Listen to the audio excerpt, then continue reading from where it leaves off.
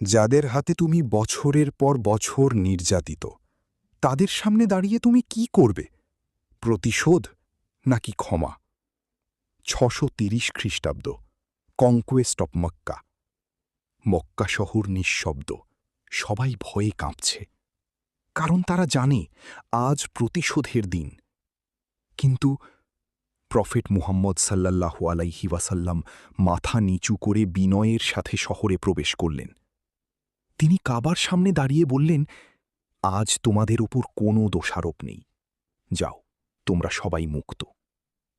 হ্যাঁ, যাদের দ্বারা তিনি নির্যাতিত হয়েছেন, যারা তাকে দেশ থেকে বের করে দিয়েছিল, তাদের সবাইকে তিনি ক্ষমা করে দিলেন। এটাই ছিল ইতিহাসের সবচেয়ে বড় উদারতা।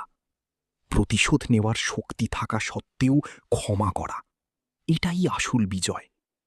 ভালোবাসা ও ক্ষমাই মানুষের হৃদয় জয় করে।